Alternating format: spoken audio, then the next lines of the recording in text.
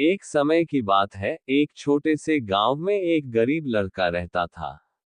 उसके पिता एक मजदूर थे और गरीबी के कारण उनका परिवार संघर्ष में था। लेकिन इस लड़के के अंदर आगे बढ़ने का जुनून था। एक दिन जब वह गांव के नदी किनारे घूम रहा था, तो उसने एक बच्चे को पत्थर से उड़ाते हुए देखा। लड़का चौंक गया और बच्चे के पास गया और पूछा, तुम क्या कर रहे हो?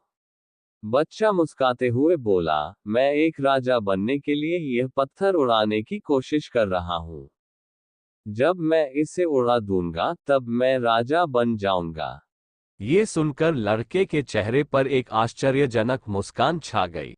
उसने बच्चे को देखकर कहा, तुम कहानी सुनाने में माहिर हो। मैं तुम्हारी कहानी बहुत पसंद करता हूँ। बच्चा मुस्कुराते हुए बोला, धन्यवाद भैया। मैं यहाँ आया हूँ ताकि आप मेरी कहानी सुने और इसमें मेरी ताकत देखें। इस पर लड़का अच्छी तरह से हंसा और बच्चे के पास बैठा। बच्चा शुरू कर दिया, एक बार की बात है, एक गांव में एक छोटे से लड़के का जन्म हुआ। उसके घर में सभी लोग उसे नास्तिक कहकर बुलाते थे।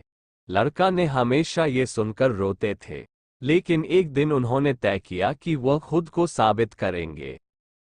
उसने गांव के पंडित के पास जाकर कहा, मैंने सभी लोगों से सुना है कि मैं एक नास्तिक हूँ, लेकिन मैं जानना चाहता हूँ कि क्या वास्तव में ईश्वर होता है। पंडित ने उसे एक कठोर परीक्षा देने का निर्देश दिया। उसने कहा, तुम एक कठोर परीक्षा में सफल होने के बाद मैं तुम्हारे प्रश्न का उत्तर दूंगा। लड़का परीक्षा के लिए तैयार हो गया।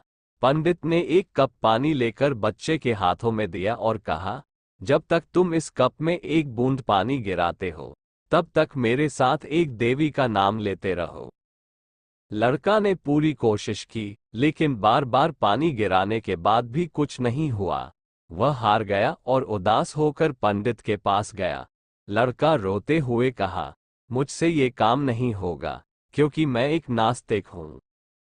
पंडित हंसे और बच्चे को गले लगाया, तुम्हारी परीक्षा अभी शेष है, क्योंकि जब तुम पानी गिराने के बाद बार बार प्रयास करते हो, तब तुम ईश्वर को ढूंढने के बजाय खुद को खोज रहे हो।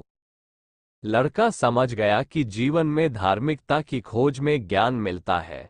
उसने फिर से प्रयास किया और एक बूंद पानी गिराने में सफल हुआ। उसे एक आभारी मनोभाव से नाम लेते हुए बच्चा ने कहा, अब मैं ईश्वर को नहीं खोज रहा हूँ, क्योंकि मैं अपनी आंतरिक शक्ति को पहचाना है। ये कहानी हमें ये सिखाती है कि सच्ची धार्मिकता व्यक्ति की अंतर्मन की खोज है।